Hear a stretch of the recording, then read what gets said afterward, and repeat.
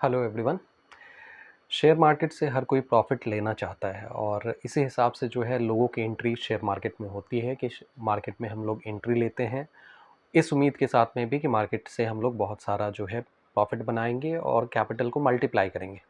सो इस प्रोसेस में एक जो स्टेटमेंट है वो बहुत इम्पॉर्टेंट हो जाता है और वो ये है कि आप जो है लोअर प्राइस पे बाई करें और उसको हायर प्राइस पे सेल करें। ये जो है एक बेसिक फंडामेंटल चीज़ है जहाँ के हिसाब से प्रॉफिट को मैक्सिमाइज़ किया जा सकता है। सो हम लोग जानते हैं कि buy at low and sell at high, ये जो है ये बेसिक थीम होता है जो कि बोला जाता है कि जब भी आप इन्वेस्टमेंट करते हैं तो इस पर्टिकुलर स्टेटमेंट का ज़रूर ध्यान रखें। तो एक्चुअल में अभी हम लोग वैसे सेक्टर्स का ध्यान बेसिकली डिस्कशन करने जा रहे हैं जो अभी अपने टॉप से काफ़ी ज़्यादा मॉडिफाई हो रखे हैं। तो आप जो हैं इन सेक्टर्स को चार्ट पे भी एनालाइज कर लेंगे, क्योंकि यहाँ पे जो भी हम लोग डिस्कशन करेंगे वो चार्ट के बेसिस पे हम लोग करने जा रहे हैं। जो डेटा पॉइंट्स अभी चार्ट रीडिंग के हिसाब से जो रिफ्लेक्ट हो रहे हैं उसका समराइज्ड फॉर्म जो है हम लोग देखने जा रहे हैं। सो अगर हम लोग मार्केट का ओवरऑल परफॉर्मेंस अगर हम लोग देखें तो निफ्टी, हालांकि मार्केट का सिनारियो हम लोग बहुत टाइम से सुनते हुए आ रहे हैं कि बहुत अच्छा नहीं चल रहा है, बहुत मतलब ग्रोथ के चांसेस कम दिख रहे हैं, ग्रोथ प्रॉस्पेक्ट कम दिख रहे हैं, ग्लोबल सेंटिमेंट्स बहुत नेगेटिव है, बहुत सारी दुनिया भर की चीज़ें जो हैं वो हमें सुनने को मिल रही है। ट्रम्प की पॉलिसी, XYZ, बहुत सारी चीज़ें जो हैं वो हमारे सामने में प्रेजेंट की जा रही होती हैं बहुत सारे मीडिया चैनल्स के द्वारा में और डिफरेंट सोशल मीडिया पोस्ट्स के द्वारा या फिर अदर सोर्सेज के द्वारा। तो लेकिन अगर आप चार्ट पे जाके और डेटा के टर्म्स में बात करें तो निफ्टी 50 इसका एक बेटर इंडिकेटर होता है। और निफ्टी 50 के चार्ट को अगर हम लोग देखते हैं तो हमें ये रियलाइज़ होगा कि निफ्टी का लेवल जो है अभी अपने टॉप्स के आसपास में ही है। अगर निफ्टी का आज का लेवल अगर आप देखें तो आपको ये रियलाइज़ होगा कि वो अपने ऑल टाइम हाई से अराउंड 4.5% के आसपास में, यानी 4.5% के आसपास में वो टूटा हुआ दिखेगा। यानी ये मोटा मोटी निफ्टी जो है अपने हाई के ही आसपास में पहुंचा हुआ है। तो बहुत ज़्यादा ये करेक्टेड मोड में नहीं है। निफ्टी का अगर आप देखेंगे तो जो ऑल टाइम हाई है वो 26,277 के लेवल पे आपको दिखेगा, ठीक है। और वहाँ इस लेवल से अगर आप देखेंगे तो ये लगभग 4.5% जो है अभी करेक्टेड है। तो ऑलमोस्ट ये अपने ऑल टाइम हाई के ही आसपास में होवर कर रहा है, घूम रहा है। तो इतने ख़राब सेंटिमेंट के बाद भी जो कि मार्केट में हमें देखने को मिल रहा होता है, हालांकि ये निफ्टी का सिचुएशन है। तो यहाँ से एक लर्निंग ये है कि मार्केट में सेंटिमेंट्स अलग हो सकते हैं, लेकिन आपको जो है डेटा के स्टडी पे भरोसा करना चाहिए। आपको डेटा का प्रॉपर नॉलेज होना चाहिए और अपने स्टडी को इतना पुख्ता बना लेना चाहिए, इतना प्रॉपर बना लेना चाहिए कि उससे आपको ये कॉन्फिडेंस मिले कि आप मार्केट में जो है फर्दर इन्वेस्टमेंट करेंगे, मार्केट में एक लंबा पारी खेल पाएंगे और वहाँ से अच्छा खासा प्रॉफिट बना के आप निकलेंगे। तो ये तो हो गया ओवरऑल मार्केट के हिसाब से निफ्टी 50 के जो लेवल्स हैं वो हमें देखने को मिलते हैं। यही अगर आप निफ्टी बैंक की बात करेंगे तो निफ्टी बैंक में आपको ये देखने को मिल जाएगा कि निफ्टी बैंक अभी अपने ऑल टाइम हाई के लेवल पे ही लगभग घूम रहा है। तो बैंक निफ्टी और आपका निफ्टी 50 दोनों जो है अपने ऑल टाइम हाई के ही आसपास में घूम रहे हैं। तो क्या इसका मतलब ये है कि फिलहाल मार्केट में कोई अपॉर्चुनिटी नहीं है? लेकिन ऐसा नहीं होता है। अगर आप देखेंगे तो मार्केट में एक इम्पॉर्टेंट थीम जरूर देखने को मिलता है, दैट इज सेक्टर रोटेशन। आप देखेंगे कि मार्केट में कोई पर्टिकुलर सेक्टर जो है वो बूम पे चल रहा होगा, अपने ऑल टाइम हाई के आसपास में चल रहा होगा, तो कोई सेक्टर बहुत ज़्यादा पिटा हुआ भी हो सकता है। तो एक सर्टेन ड्यूरेशन के बाद में ये सेक्टर रोटेशन जो है वो होते हुए ज़रूर नज़र आता है। और कुछ पर्टिकुलर सेक्टर्स तो होते हैं जो कि आपको चार्ट के हिसाब से भी देख पाएंगे। तो यहाँ पे अगर हम सेक्टर्स के स्पेसिफिक अगर डिस्कशन करें तो आईटी सेक्टर फिलहाल जो है वो बहुत ज़्यादा पिटा हुआ हमें नज़र आ रहा है। आईटी से रिलेटेड बहुत सारे कंसर्न्स हैं, स्पेशली एआई बूम के बाद में एआई से रिलेटेड बहुत सारे काम जो हैं वो अदर डेवलप्ड कंट्रीज़ में बहुत ज़्यादा हो रहे हैं, यूएस लेड, या फिर आप ये कह लें कि यूएस से रिलेटेड या अदर डेवलप्ड कंट्रीज़ में एआई से रिलेटेड बहुत सारा वर्क हो रहा है।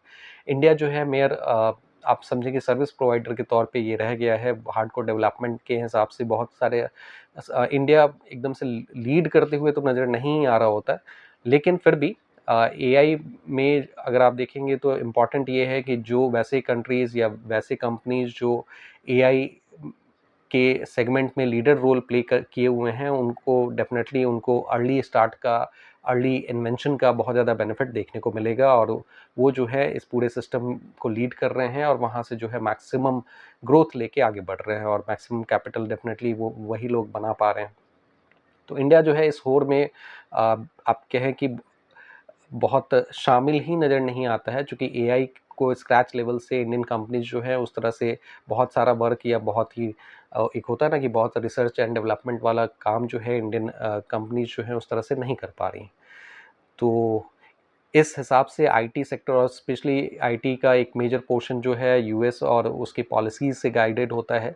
तो वहाँ पे ट्रम्प की जो पॉलिसीज़ हैं, टैरिफ वगैरह से रिलेटेड जो डिबेट हैं, उसके कारण से भी जो है फ़िलहाल आईटी सेक्टर पे काले बादल छाए हुए हैं, और ये अगर आप डेटा पॉइंट के बेसिस पे देखेंगे तो अपने ऑल टाइम हाई से ये सेक्टर का जो ग्राफ अगर आप नोटिस करेंगे तो 19.5% लगभग 20% मोटा मोटी जो है ये टूट रखा है अपने ऑल टाइम हाई से।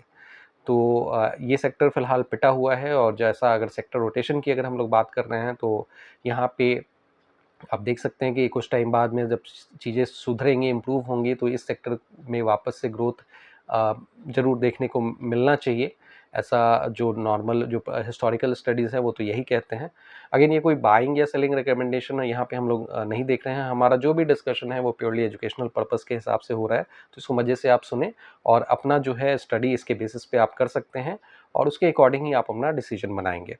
तो नॉर्मली इस इन्फॉर्मेशन को आप किस तरह से यूज़ कर सकते हैं। एक तो आप सेक्टर स्पेसिफिक अगर आप स्टडी कर रहे हैं, तो अगर आपको दिखता है कि ये सेक्टर में बेहतर अपॉर्चुनिटीज़ आगे हो सकते हैं, तो आप उस सेक्टर में डायरेक्ट उस सेक्टर से रिलेटेड जो ईटीएफ्स होंगे आप उसको बाई कर सकते हैं, लॉन्ग टर्म के लिए होल्ड कर सकते हैं। एक एक तो ये प्ले आपका हो सकता है, जैसे आईटी सेक्टर फिलहाल जो है वो साढ़े 19% यानी कि लगभग मोटा मोटी 20% टूटा हुआ है। तो यहाँ पे लगभग ये देखा जा सकता है आईटी से रिलेटेड आपको बहुत सारे ईटीएफ्स मिल जाएंगे, तो अलग-अलग कंपनीज़ के, अलग-अलग फंड हाउसेस के।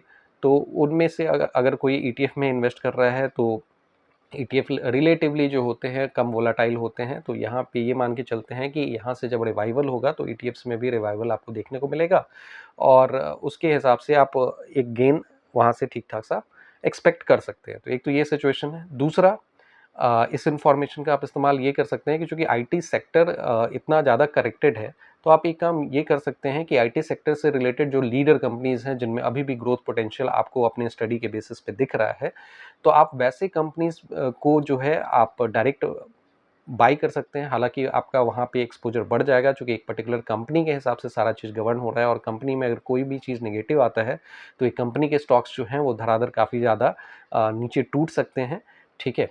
तो ये इस हिसाब से भी चीज़ें या लोग जो है पार्टिसिपेट कर सकते हैं। तो इस इन्फॉर्मेशन का जो भी हम लोग सेक्टर वाइज़ स्टडी कर रहे हैं, उसमें पार्टिसिपेशन आप ईटीएफ के द्वारा भी कर सकते हैं, या उस पर्टिकुलर सेक्टर के जो टॉप परफॉर्मिंग स्टॉक्स हैं या जो मजबूत स्टॉक्स हैं उनके द्वारा भी आप कर सकते हैं। ये डिसीजन आपका होगा, या फिर आप जो है अपने पर्सनल फाइनेंशियल एडवाइज़र से सलाह लेके इस तरह के एक्टिविटीज़ में इन्वॉल्व होंगे। यहाँ पे कोई भी बाइंग सेलिंग रिकमेंडेशन हमारा नहीं है।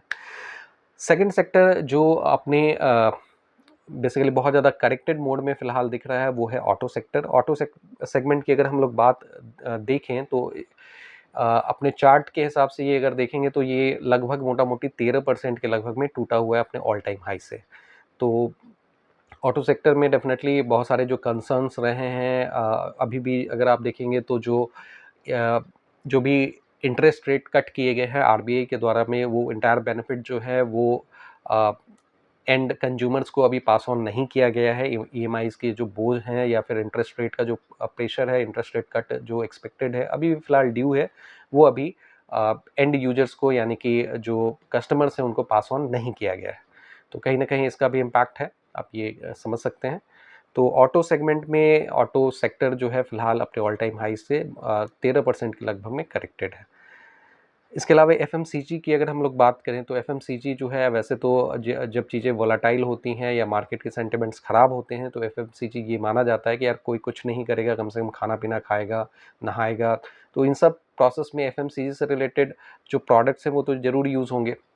पैकेज्ड फूड आइटम्स यूज़ होंगे, बिस्किट, चिप्स, पापड़, तेल, ये सारी चीज़ें तो ज़रूर यूज़ होंगी। नहाने में आदमी जाएगा तो साबुन, शैम्पू, सर्फ़, ये सारी चीज़ें यूज़ होंगी। तो एफएमसीजी प्रोडक्ट्स जो है इस हिसाब से बहुत सारी चीज़ों से आप समझें कि अ, एक तरह से अनअफेक्टेड के तौर पे दिखता है। हालाँकि इसमें भी फ़िलहाल अगर आप देखेंगे तो ये सेक्टर भी अपने ऑल टाइम हाई से लगभग 14.5% टूटा हुआ है।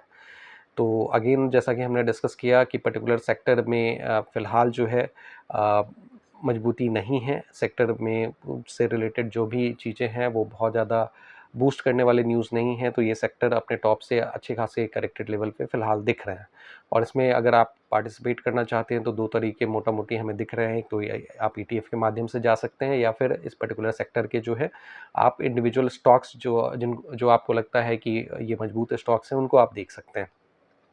तो फिलहाल 3 सेक्टर्स जो हैं, वो 3 की सेक्टर्स जो हैं वो अपने टॉप से अच्छा खासा करेक्टेड हमें दिख रहे हैं। एक तो आईटी सेक्टर है, आईटी सेक्टर अपने टॉप से लगभग 20% करेक्टेड है।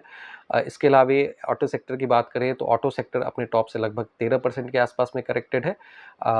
अगर हम एफएमसीजी की बात करें तो ये अपने टॉप से लगभग 14.5% के आसपास में करेक्टेड है।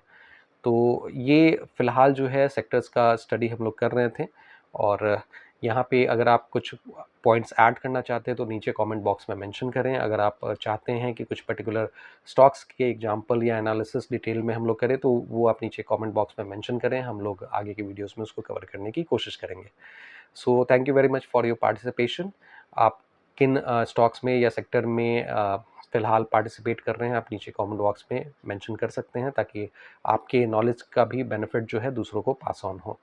सो अगर आपको लगता है कि इस वीडियो से कुछ वैल्यू मिला है तो आप इस वीडियो को लाइक करें, इस चैनल को सब्सक्राइब करें।